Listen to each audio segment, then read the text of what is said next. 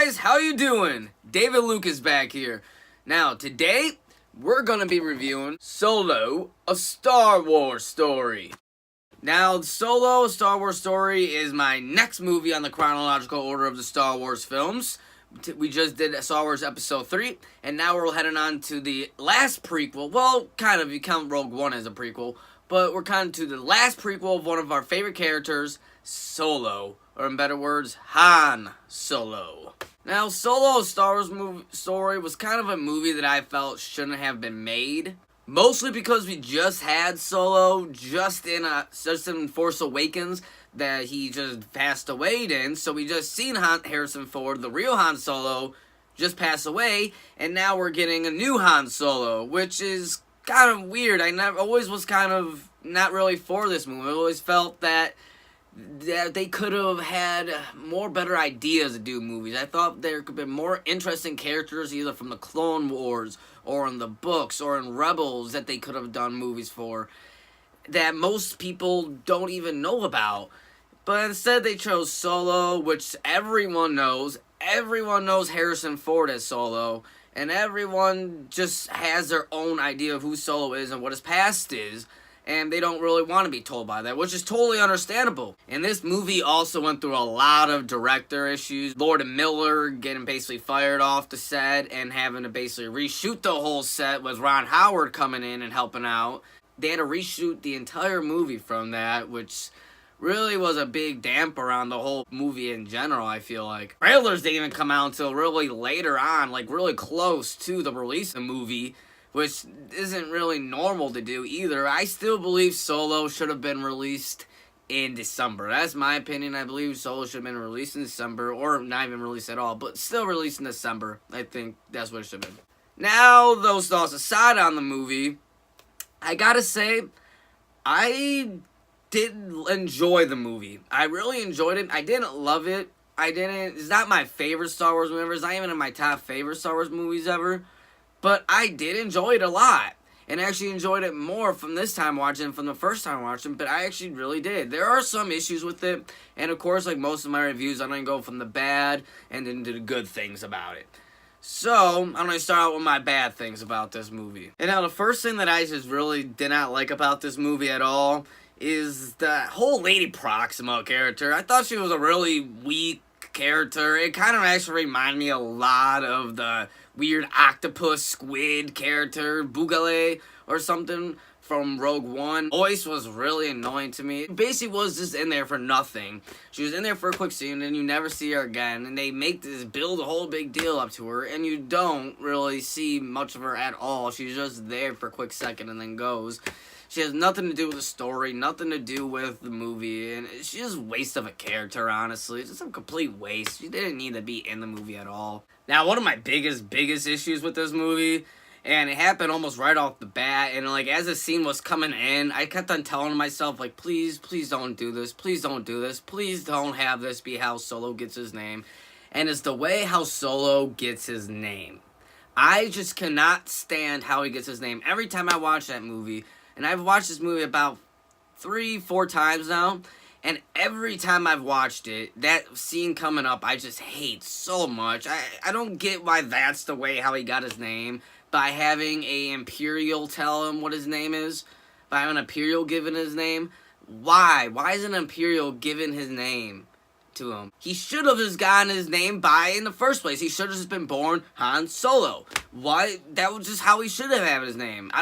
It's so stupid how they made his name such a big deal and such a big reasoning why he got his name when it doesn't need that at all. It doesn't need any reasoning behind how he got his name. So that just completely, I don't understand why they put it in there, but they did. There are actually a lot of moments in this movie that I really just like to fast forward to and just not even pay attention to it, because it just doesn't fit with the movie. It doesn't feel like it really belongs in the movie. And that is that whole train sequence scene. Like, yes, I understand. We're seeing Solo do some work, do how his old jobs were back in the day. I totally understand that. I completely get that. But I just feel like how the whole train scene was executed was just very boring to me and very just anticlimactic. I already knew that Beckett's crew was gonna basically die. I already knew that was gonna happen. There was no stakes up with that. I knew that eventually they were gonna either get the Quaxium or not, because I think that's what they're after. They're after something called like the Quaxium. I don't know what exactly it is, but that's what they're after. It's just, for me, that whole scene was really boring, and I always find myself, ever since I got the Blu-ray, I always just find myself just fast-forwarding through that scene because I just don't like it. Doesn't belong into the movie, I feel like. I feel like it was just there just for a big action scene. There was really nothing behind it or for it. And there actually were a few characters in here that I just really didn't enjoy at all. They kind of just bothered me and really were annoying to me. Those characters are basically Infant's Nest. Oh, I just did not like that whole Infant's Nest backstory. How they're basically a sector of the resistance. Whatever. The rebellion, I mean. They're a section of the rebellion. And I just didn't really buy into any of it. I mean, she looks like a little girl to me. And nothing against little girls, being out in part of the rebellion or anything. But she didn't really fit the profile what Infant's Nest was supposed to be. I feel like Infant's Nest could have been a cool character, though, if she actually was probably given a better actress to play or a better script. I felt like she could have been actually better, but I felt like she was just kind of thrown in there just to give them a antagonist that really shouldn't have been an antagonist. I felt like she should have just been in there real quick, and then got and done and over with, and then they don't really see her again. I feel like that would have been more better, but no, she's kind of tied into the whole movie, especially into the ending, and then her whole reveal, like I said, was just really lacking, I felt like. It just wasn't good enough at all, in my opinion. Now, another character that I just did not like at all, and she's probably on the level of Jar Jar that I don't like at all. Like, I just hate this character so much. Is L3, Lando's droid. Ugh, my God, L3. She is just so annoying. Every time she opens her mouth and speaks, it's just so annoying and irritating. And she says the weirdest things that is just like, why is this here? What is the point of this? The comedy? Is the point of this to throw some comedy in there when we already have enough comedy in here, and they're trying to put more in there with this L3 droid, and it sucks because a lot of droids are actually really good. So I love almost every single droid in the Star Wars universe, and I just can't stand this droid. This droid is just so annoying. Like I said, she's on the level of Jar Jar for me. Like, I just can't stand this droid at all. I just want her to shut up every time she's talking. I hate L3. I hate her. And now, speaking of L3, that whole droid revolution thing that she did in the movie was just really, honestly, dumb. Like, why do we need this? What is the point of a droid revolution? Hasn't they already had a revolution during the Separatist one when they were basically, I mean, I guess they were forced to be like servants and soldiers for the Separatists, but still, like, why do we need a droid revolution? What is the point of her going around chanting for? I just don't understand that at all. Again, I feel like it was just comedy scenes, just meant to be comedy, and they didn't really care what the scenes meant. It's like, why is this scene in here? Just cut it out. Cut that scene out. Put some more interesting scenes in. One of the final things that I didn't really enjoy at all was the whole reveal that Beckett was the one who betrayed Han. I felt like that was so easy to know that was coming. Even in the trailer. Like, I was watching the trailer and you hear that line of him telling him, don't trust anyone and you'll never be disappointed. And I was like, already thinking, man, like, oh, watch Beckett be the one who betrays him. And sure enough, Beckett's the one who betrays him. And it was just like, alright, I already knew that was coming from the very beginning before this movie already came out. That was the best you can do, is have Beckett be the one that betrays him? Why? Now, with the bad things, of course, there's always the good things about this movie. And the good things about this movie that I have to say right off the bat is the opening. I actually really, really enjoyed the opening on this movie. I didn't really like the idea that they weren't doing, the opening crawls anymore for the spin-off movies. I wasn't really a fan of that. I didn't understand. They could have easily just put crawls, and I feel like the crawls help out a lot, actually, for Star Wars movies. But I like the opening for this. It's not necessarily an opening crawl, but there's still opening text that kind of explaining a little bit what's going on, explains Corellia, of Han's birthplace, Corellia, and it explains Han, that he's like the young kid growing up on the streets. I liked all that. I thought that actually was pretty good, and I enjoyed it. I also really, really liked the whole landscape of Corellia. I thought Corellia was awesome, and I think this is the first time we've ever seen Corellia in any Star Wars movie, which is awesome. I don't think we've even seen it in any of the shows. I may be mistaken, I'm not sure, but we might not even seen it in any shows, and I think this is the first time we actually do see Corellia, and I love it. It gives a nice little grunge type of feel. I really liked that. I really liked how you can tell that it's more of the poorer end. I like how we see the Imperial Star Destroyers on top in the very beginning being created, because that's, I think, even in Legends, the old canon, that was, Corellia was the place where they basically built all the machines and all the vehicles and machinery for the Empire was Corellia, and I think they are now introducing that into the new canon, that there's the same thing. I also like how we get a nice little race scene with Han in the very beginning of him racing to find Qi'ra and where Lady Proxima was. Like I already said, I don't like Lady Proxima at all, but I like the scenes leading up to it with him in his speeders and racing around the whole city. I really love that whole chasing scene, that chase race scene when the gangs are going after Han and Qi'ra. Finally show the dice, how Han gets the dice and he puts the dice up in his speeder. I liked all that. I thought that was really good, and actually I really enjoyed it a lot. And it actually made me feel like, oh, okay, this is a cool young Han Solo. Now I'm going to get into the actual portrayals of the characters, and this is something I really love about this movie a lot.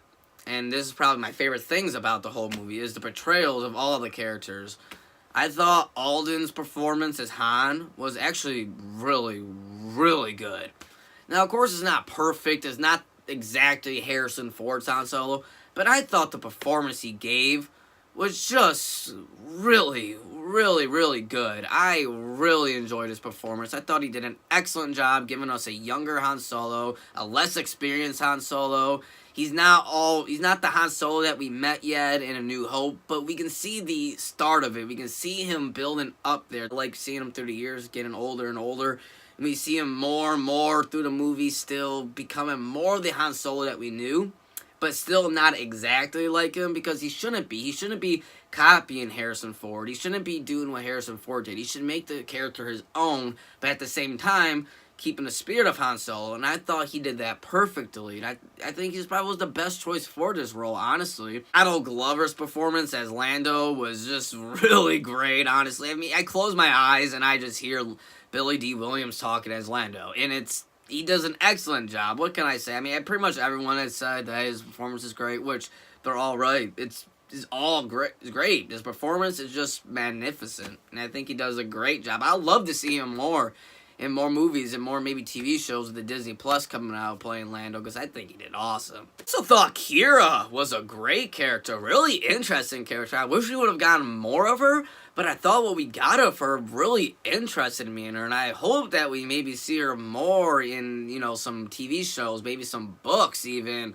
I would love to see what's going on with her, and I'd love to know more of her past, because what we're told in there, that she had a pretty rough past. She had to do things she wasn't really proud of to get up there in the whole Crimson Dawn, which is this new gang organization that's been around for a while, a crime syndicate, and that she's part of. You get a little bit of backstory of the stuff she has to do in her training. She got trained to basically be a full-on warrior almost.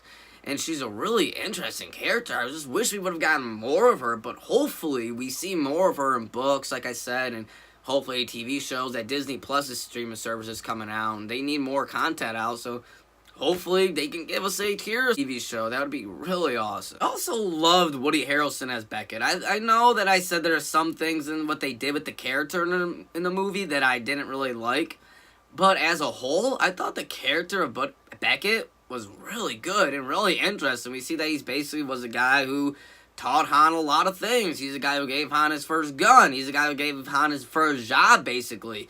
And I honestly did enjoy the story of Beckett. And I think that we actually learned a little bit of his backstory, that he was a guy who killed Aurra Sing, which Aurra Sing is a bounty hunter from the Clone Wars TV series. And that was just really cool that they combined them two together. I think that's really cool that they brought her into the movies, because I think she's one of the only characters. There's been a few, but she's one of the only few characters that they brought in from the TV shows into the movies. And I love that little connection that he was the one who killed her. I love that. I also think Dryden Voss and the Crimson Dawn Crime Syndicate was really interesting, and I really enjoyed their stories.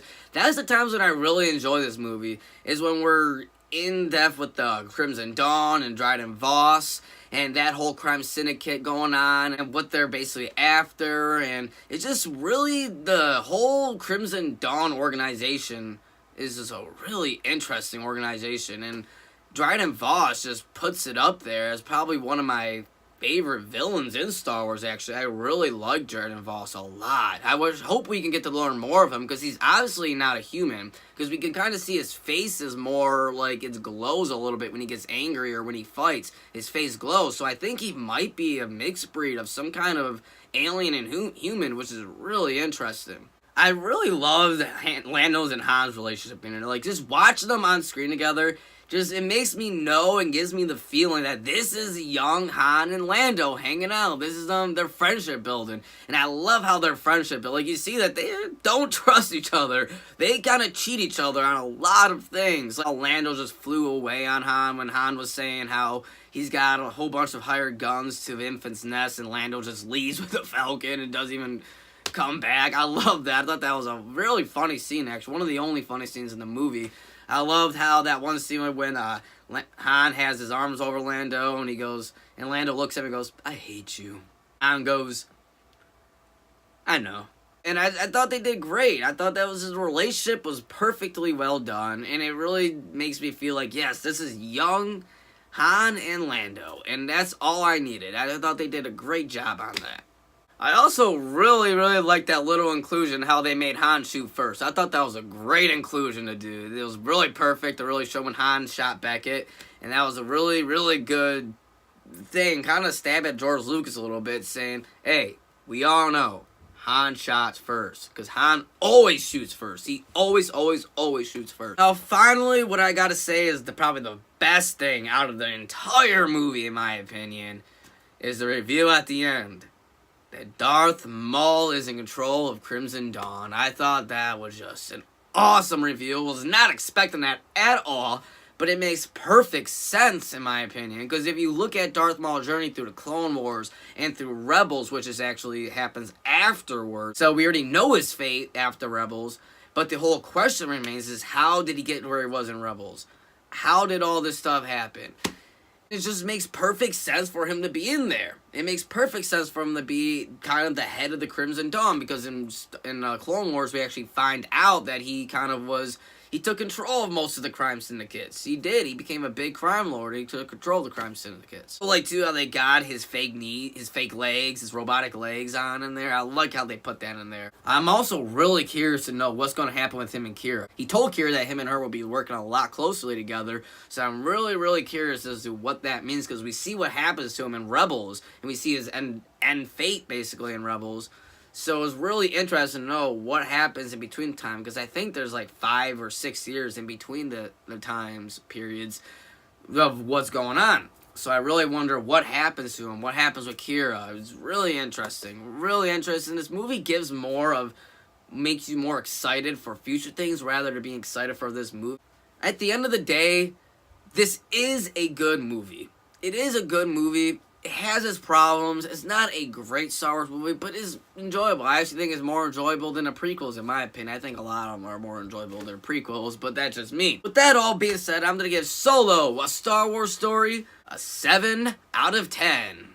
Like I said, it's not my favorite Star Wars movie. It's not my least favorite Star Wars movie. It's just right there in the middle. I think it's some are worse than it, some are better than it.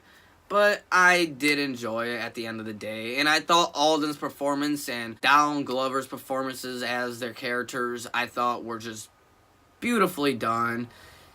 Still don't think this movie should have been made, but I think what we got was good. Especially with all the behind-the-scenes production issues that was going on with this movie. I think what we end up getting with the final project was good and better than what I was expecting at the end of the day. Thank you guys so much for watching. Next time I'm going to be back with my Star Wars Rogue One review. Now, can't wait to talk about that movie. I really can't wait to talk about that movie. I really enjoy that movie a lot. And I can't wait to give you my thoughts on it. So much again for watching. Make sure you like and subscribe for more. And see you later, guys.